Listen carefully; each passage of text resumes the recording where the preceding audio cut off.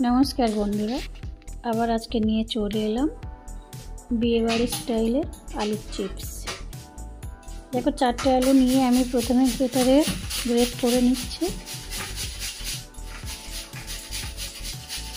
एटु बाड़ीते करे राखबो, बेश किछुदिन थाकबे। बेश किछुटा आमी बानिये रेखे देब। समय डाल हयतो हलो কিছু করলাম না, একটু আলু চিপস দিয়ে ডাল দিয়ে খেয়ে নিলাম। একটু মুড়ি মাখালাম, দুটো আলু চিপস দিয়ে মুড়ি মাখালাম। একটু চা করলাম, তার সাথে একটু আলু চিপস দিয়ে খেয়ে নিলাম। তো সব কিছু দিয়ে ভালোভাবে খাওয়া যাবে সেইভাবে আমি বানিয়ে ফেলছি। তোমরা লক্ষ্য করে দেখো। দেখো আলুগুলো আমি সুন্দর করে গ্রেট করে নিলাম, নিয়ে সুন্দর করে আমি ধুয়ে নিচ্ছি।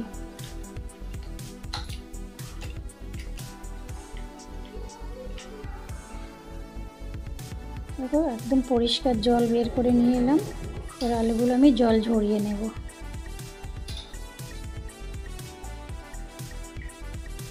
যারা যারা আমার ভিডিও দেখছো বন্ধুরা, তোমরা সবাই আমার লাইক কমেন্ট শেয়ার করো।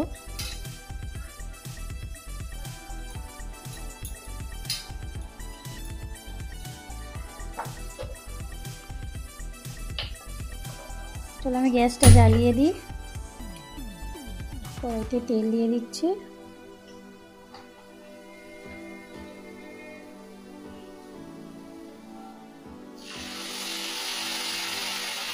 প্রথমে গ্যাসটা জোরে দিয়ে আমি কিছুটা আলু ছেড়ে দিলাম। কেমন লাগছে দেখো।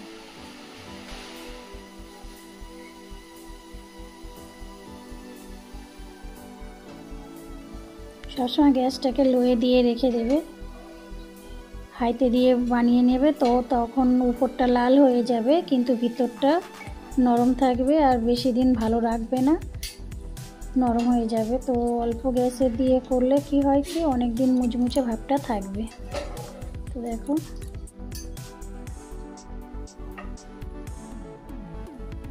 প্রথমে আমি তুলে নিচ্ছি, হয়ে গেছে। সবসময় প্রথমেই গ্যাসটা জোরে দিতে হবে, লাস্টে গিয়ে আমি গ্যাসটা একদম কমিয়ে দিয়েছিলাম, একটু সময় লাগবে।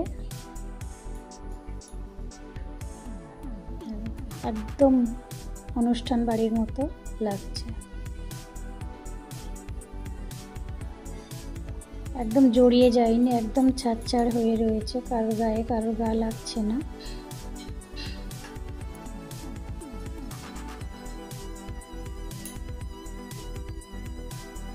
কত সুন্দর লাগছে দেখতে। দেখো এইভাবে তোমরাও বাড়িতে বানিয়ে খাও, অবশ্যই ভালো লাগবে।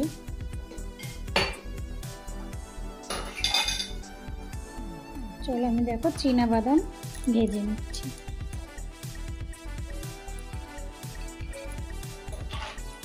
বাদামটা আমি সুন্দর করে ভেজে নেব। তোমরাও চাইলে অল্প তেলে সামান্য তেল দিয়ে ভাজতে পারো। আমি এর মধ্যে করেই ভেজে নিচ্ছি, আর আলাদা করে ভাজলাম না।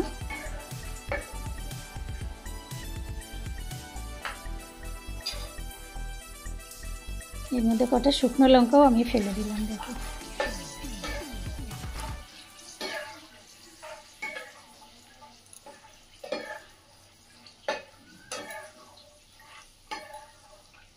লঙ্কা কটা আমি লাল লাল করেই রাখবো, বেশি কালো করব না।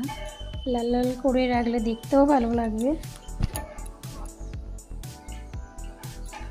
বন্ধুরা যারা যারা আমার ভিডিওটা দেখছো অবশ্যই লাইক কমেন্ট শেয়ার করো।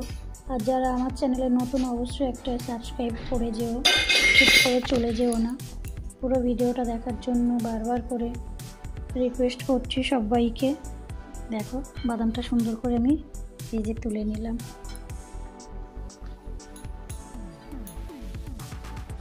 দেখতেও খুব সুন্দর লাগছে। এবার কারি পাতাগুলো আমি ভেজে নেব। কারি পাতাগুলো ধুয়ে আমি জল ঝরিয়ে রেখেছিলাম।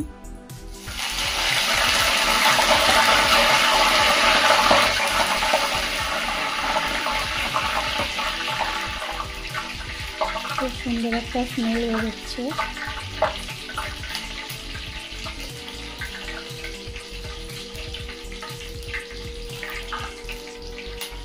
তোমরাও বাড়িতে এভাবে বানিয়ে রাখো, দীর্ঘদিন খুব ভালোই থাকবে। আর অবশ্যই আমাকে কমেন্টে জানাবে কেমন হলো।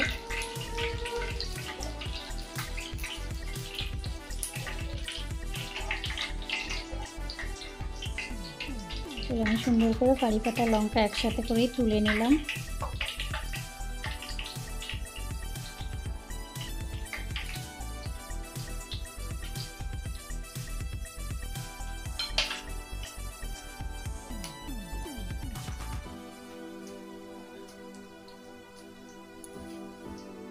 দেখো কত সুন্দর দেখতে লাগছে, আশা করি খেতেও ভালো লাগবে।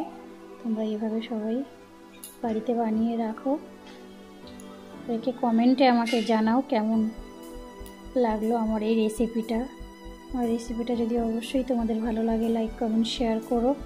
যারা আমার চ্যানেলে নতুন তারা অবশ্যই একটা সাবস্ক্রাইব করে যেও, স্কিপ করে চলে যেও না। প্লিজ প্লিজ প্লিজ বারবার একটাই রিকোয়েস্ট করি তোমাদের কাছে।